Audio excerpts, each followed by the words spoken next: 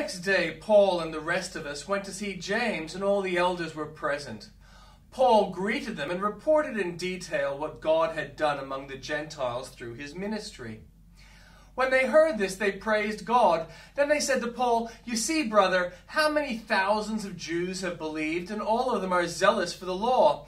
They have been informed that you teach all the Jews who live among the Gentiles to turn away from Moses, telling them not to circumcise their children or live according to our customs. What shall we do? They will certainly hear that you have come. So do what we tell you. There are 4 men with us who have made a vow.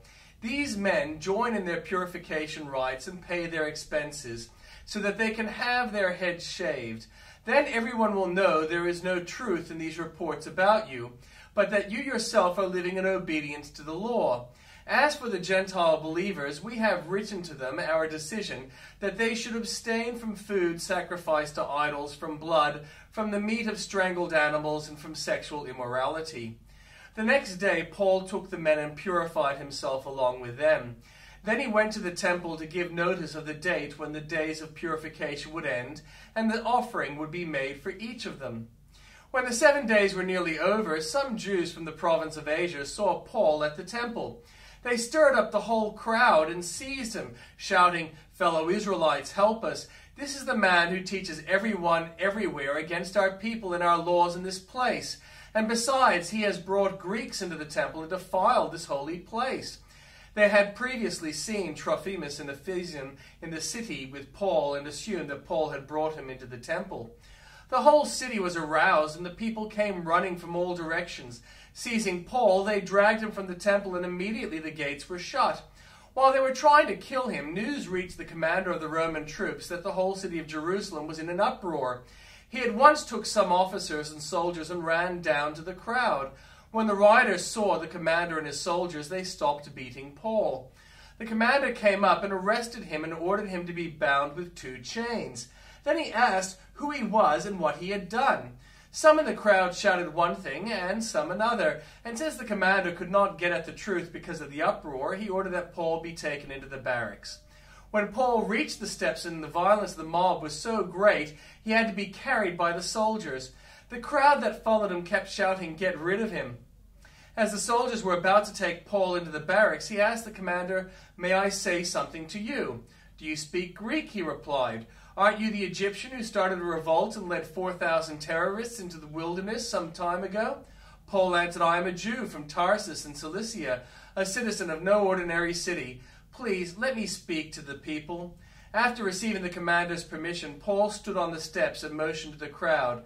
When they were all silent, he said to them in Aramaic, and here is the Old Testament reading, "The Lord is my shepherd, I lack nothing.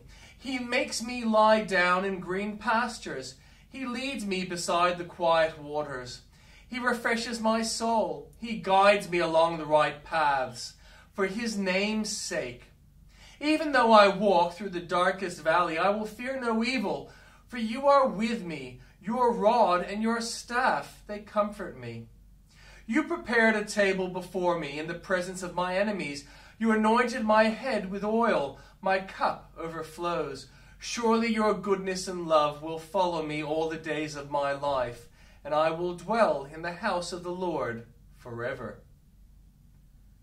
The earth is the Lord's and everything in it, the world and all who live in it, for he founded it on the seas and established it on the waters. Who may ascend the mountain of the Lord? Who may stand in his holy place? The one who has clean hands and a pure heart, who does not trust in an idol or swear by a false god. They will receive blessing from the Lord and vindication from God their Savior. Such is the generation of those who seek him, who seek your face, God of Jacob. Lift up your heads, you gates. Be lifted up, you ancient doors, that the King of glory may come in. Who is this King of glory? The Lord strong and mighty, the Lord mighty in battle. Lift up your heads, you gates. Lift them up, you ancient doors, that the King of glory may come in. Who is he, the King of glory? The Lord Almighty. He is the King of glory. In you, Lord my God, I put my trust. I trust in you. Do not let me put to shame. nor let my enemies triumph over me. No one who hopes in you will ever be put to shame, but shame will come on those who are treacherous without cause. Show me your ways, Lord. Teach me your paths. Guide me in your truth and teach me. For you are God, my Savior, and my hope is in you all day long. Remember, Lord, your great mercy and love, for they are from of old. Do not remember the sins of my youth and my rebellious ways. According to your love, remember me. For you, Lord, are good. Good and upright is the Lord. Therefore he instructs sinners in his ways. He guides the humble in what is right and teaches them his way. All the ways of the Lord are loving and faithful towards those who keep the demands of his covenant. For the sake of your name, Lord, forgive my iniquity, though it is great. Who then are those who fear the Lord? He will instruct them in the ways they should choose. They will spend their days in prosperity, and their descendants will inherit the land. The Lord confides in those who fear him.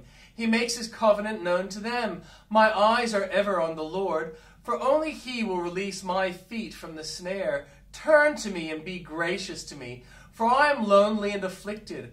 Relieve the troubles of my heart and free me from my anguish.